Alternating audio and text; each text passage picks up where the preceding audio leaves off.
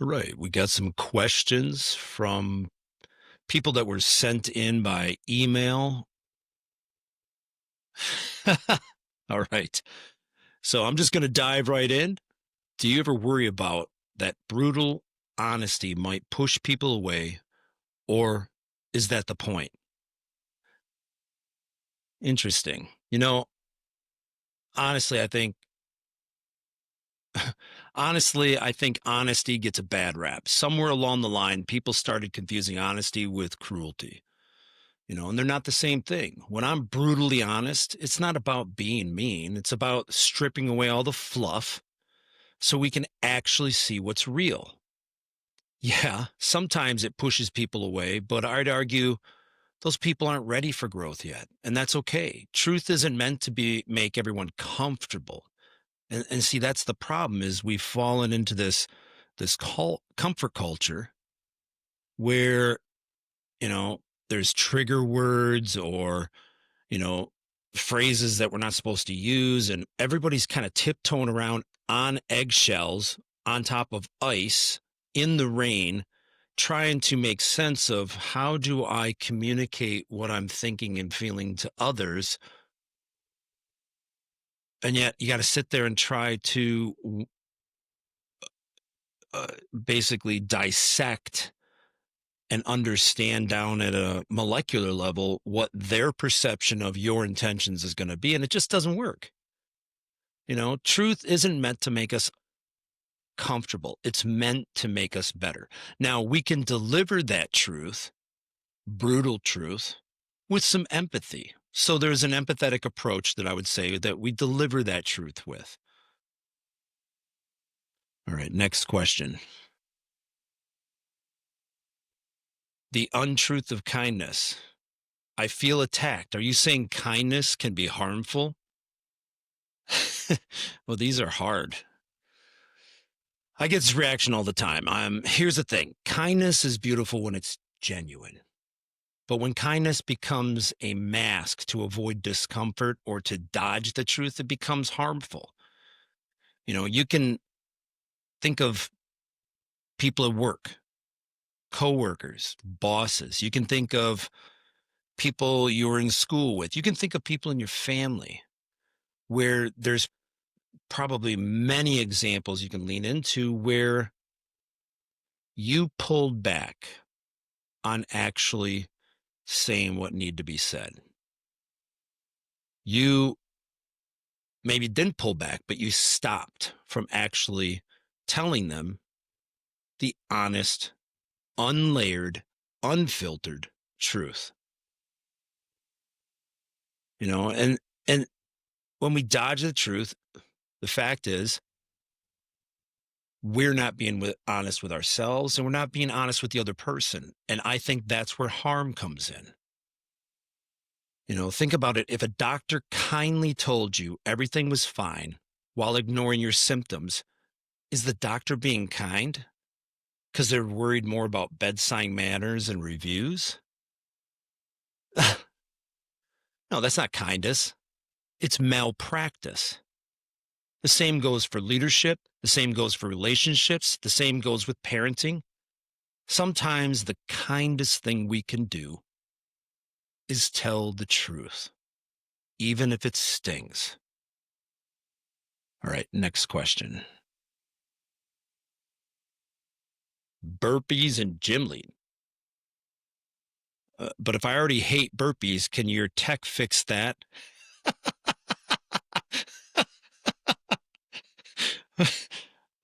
Who put all right, listen, there is no app, there's no AI, secret algorithm, or anything that will ever make burpees fun. You know, unless you're a masochist, then you don't need anything, you're just into burpees. Let's just put that myth to bed. What we can do is make the experience around working out, around exercising, around movement of the brain, movement of the body. You pick it. We can make those engaging enough that you're willing to suffer through them. It's about creating moments where you forget you're working out or working hard because you're you're too caught up in the connection, the game, the experience. We can't fix your burpee problem, but we can distract you from how much they suck. Hope that answers that question. Next question. All right. A perception you had to unlearn. What's one perception you had to unlearn that completely changed your life? Hmm. That is a great question. Smart. Smart. The one perception I had to unlearn that completely changed my life. God, I'm flooded with so many, but this is probably going to get touchy.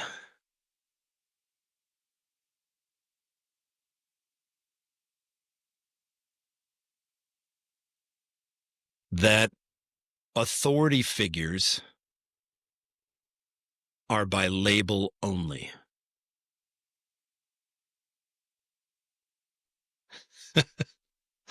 That's one. I mean, okay, let me get serious. For me, it was the story I told myself of being misunderstood. Meant I was broken. As a kid, I moved around a lot, felt out of place, and we moved quite a bit. And thought if people didn't get me or accept me, that something was wrong.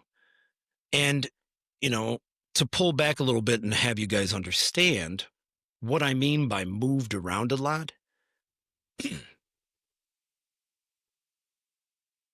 each move was a new neighborhood, was a new school, was a new set of friends. Each move came with different diversity, different cultures, different backgrounds. So it wasn't just, you know, white guy Adam moving around to white people neighborhoods and, fitting in with where all the cultures were exactly the same. No, every move came with a new set of challenges. And, as a kid, it's important. You want to fit in, you want to be accepted, you want to be a part of the group, you want to make friends. And often I just felt misunderstood, like something was wrong with me. It wasn't until later that I realized the truth. Being misunderstood, it isn't a flaw, but a signal. And it means that I'm seeing, and if you're listening to this, you're seeing the world differently. And that's actually our edge. That shift, when I made that shift, that that changed everything for me. I stopped chasing approval and started really chasing truth. Yeah. All right, next question. Healthcare versus wellness custody battle. Will healthcare and wellness ever stop acting like divorced parents? Oh, man. Okay. Some in my community have some humor. I love that analogy because it's exactly what it feels like. Healthcare, if that's what we want to call it in this country, you know, healthcare is over here saying we handle sick people. You know, Healthcare in its current form wants to handle sick people because healthcare is all about treatments, not necessarily cure. Wellness is over here saying we handle healthy people. Huh. Well, and in the middle is most of us just trying to exist, trying to live. And what I would say is, and I would argue, have argued, the future isn't about one side winning this custody battle you bring up, but it's about integration because we can't separate the two. We shouldn't separate the two. Preventative care, recovery, performance, wellness, they're all part of the same human experience. The day we stop, especially in this country, playing tug of war is actually the day we start helping people thrive and flourish. All right, next question.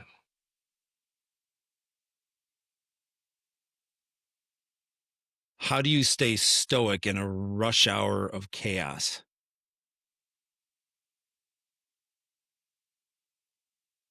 Ooh. First off, I'm not sure I am stoic. I try to weave in stoicism to the way that I think about things, the way I approach, but it's a battle, especially in today's environment, in today's culture. Uh, the comfort culture we just spoke about earlier, the attack on masculinity and men in particular. Um, and I'm of course I'm a man, so I'm speaking from a man's perspective, but I'm not sure that we have any stoics left. But I think there are some of us that are holding on to the roots of stoicism and trying to weave it into the way that we live our lives. And second of all, I'm not sure if Marcus Aurelius ever sat in bumper to bumper traffic with a latte spilling on his lap. So let's cut ourselves up some slack here. For me, let me end it here. For me, stoicism isn't about staying calm 100% of the time, because you brought up chaos. It's simply about awareness. When I feel the chaos rising, I guess I ask, what's in my control right now? And rarely, if ever, do I have an answer that I have something in my control. That's something we could save for another episode. We do have a guest coming on in the future that talks about the illusion of control and free will and stuff. But anyway, back to the chaos. It's my breathing, my perspective, my control of my reaction. And sometimes, honestly, I think the best practice I have is rolling down the window if I'm in a car and laughing at how ridiculous it all is. All right, next question.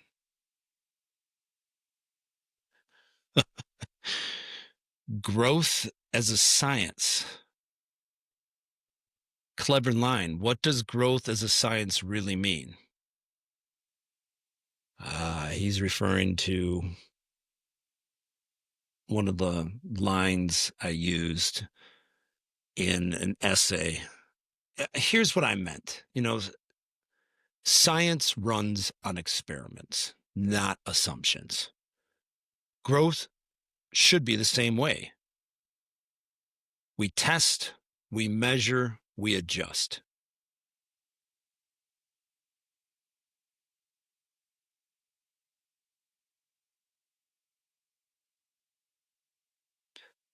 Yeah.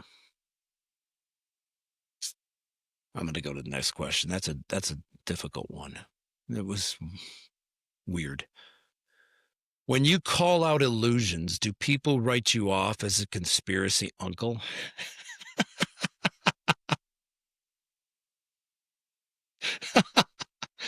Yes, 100%. There's, look, the second you question the accepted narrative, you get labeled. I've been called conspiracy theorist, crazy, troublemaker, you name it. It's just an easy, dismissive way that people can push you away, ignore you, divert, than for them to actually examine their own beliefs. And here's the funny thing. Every great breakthrough in history started with someone being called crazy. For instance, Galileo, Tesla, Steve Jobs. I'll take the label because I'd rather be the guy asking uncomfortable questions than the guy blindly following the herd. And wherever you're listening right now, you know exactly, you had a vision, multiple visions of people when I said herd. You know it. You live around them. You live sometimes with them. They're part of our tribes. They're part of our communities. They're part of our, you know, the people we work with, the people we go to school with, the people in our families. It's a herd mentality, but this environment, this system, this social contract that we've been born into, that we never signed our name on the line, but it was just automatically uploaded, programmed in, and accepted. It it has taken root in a lot of people, and it's really, if you think about it, brilliant. It's by design. You rather have people follow the herd towards the middle of the bell curve than to have a bunch of outliers, because the minute you have a bunch of thinkers, you can't pull the wool over their eyes. You can't distract them. You can't hide half truths, or disinformation or misinformation. So, yeah. Next question. Oh, this must be from an article I put out. Okay, if life is a simulation, can I upgrade my settings?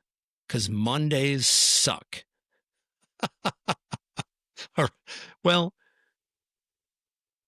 if life is a simulation, then whoever or whatever coded Mondays clearly had a twisted sense of humor.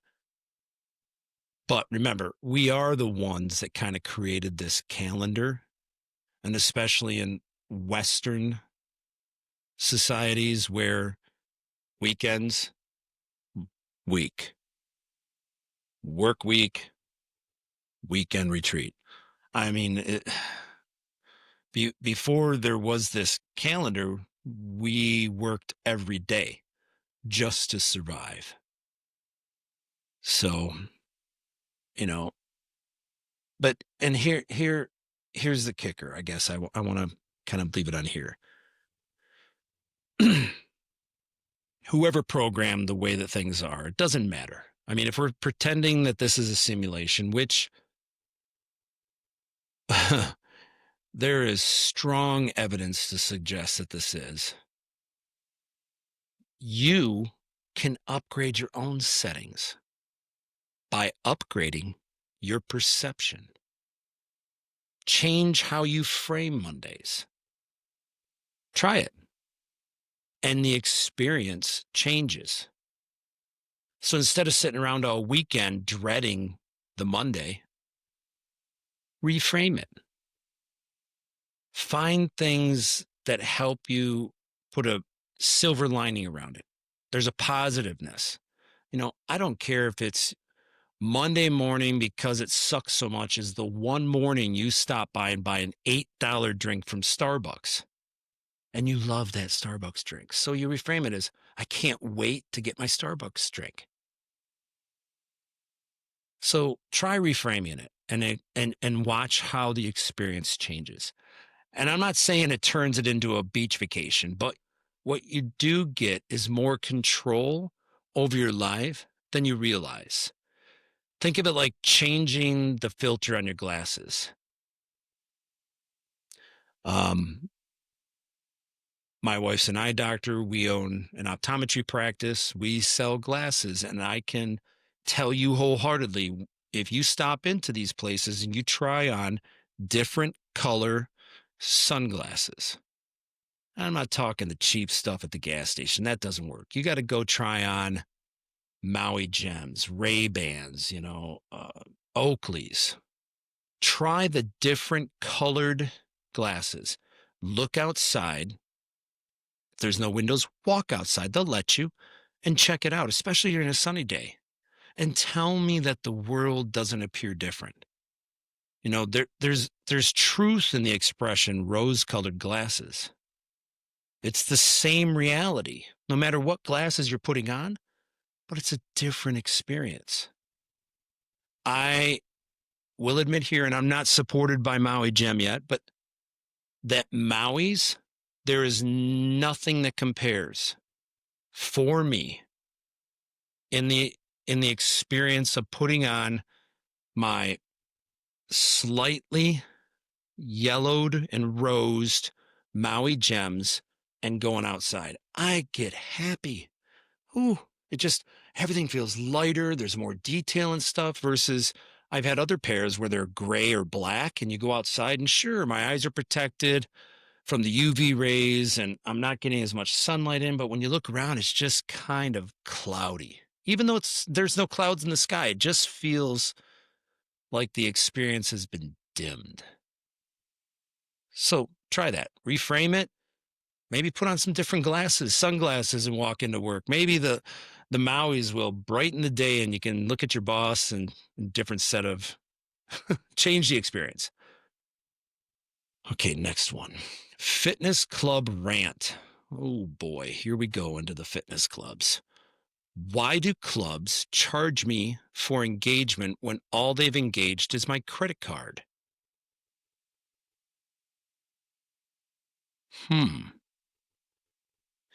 You would have to ask the club owner. Or, if it's a franchise, ask the franchisor. Why? You as a member are having that experience. But I can guarantee you that for those clubs that Gym Lead is in, those club owners are attempting to make a difference by truly delivering wow experiences with engagement solutions. But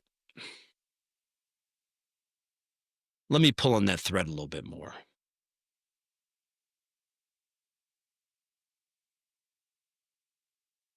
I have to agree with this rant, and it's spot on.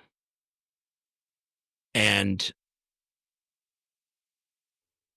traditional clubs sell memberships, period. And if you look around at the fastest growing clubs right now in the world, they fall under what's called the high value, low price or HVLP category. So what that says is that consumers have settled on price. And that's what's working. Consumers want $10, $15 a month memberships. They want access to equipment, and they could care less if the places are staffed or have any quality of staff or have any. I don't think consumers are thinking beyond their checkbooks when they initially sign. The majority of consumers, when they sign up for memberships, they're not thinking about engagement. They're thinking about, great, I have access to a place with a bunch of equipment. And maybe sometimes the consumers have a poor expectations that their service levels will be met because when they enter the place, they're not sure what to do or how to work out or how to use the equipment, and you look around and some of the largest club operators on the planet have nobody on staff to truly help you out. So, and behind the scenes, behind the doors of some of these companies where I have sat, where I have witnessed, they don't care. They don't care if you show up. Their business model is expecting you to not show up. Just as long as your credit card or your bank account, your ACH, has a pull. That's it. It's straight out of the 80s still for some of them. They're following these old playbooks. And it's not engagement. It's extortion. It's extortion sold through the manipulation of hope that just by joining, all your problems will be solved. You'll achieve all the results you're looking for. Your goals will be met. Well, yeah, if you're selling to the 15% who are fitness people, so you're going after the healthy to make them healthier, or the fit people to make them fitter. But then 85% of the rest of the world, the truth is engagement isn't about charging us or you who asked the question. It's about connecting with us. It's about making sure every visit, every workout, every experience actually counts. We're not in the business in the fitness industry. We're not in the business of just swiping credit cards. And until consumers push back on those operators who that is their business model, it's going to continue to be. But there are operators out there who are in the business of creating value, creating exceptional experiences, creating communities, open communities, inviting everyone from every background with every experience into it. It's a big difference. So next time you're thinking about joining a gym, or next time you're passing one of these places, and ask yourself, what attracted you to that? Was it the price? You pay, you get what you pay for. Was it the colors? Was it the floor print? The way they set up everything? Was it the offerings? Was it the amenities? Or did they live up to their branding, live up to what they're saying and claiming? Do they truly believe enough in their brand to offer a try before you buy? Not just 1 day or 5 day, but truly, there's those that go 14, and then there's those that go 30-day try before you buy. Those people have built in systems and procedures and to help their members have a wonderful experience. Check those places out. They're not going to be 10 or 15 bucks a month though. More reasonable, probably 40, 50, 60, 70. You get what you pay for.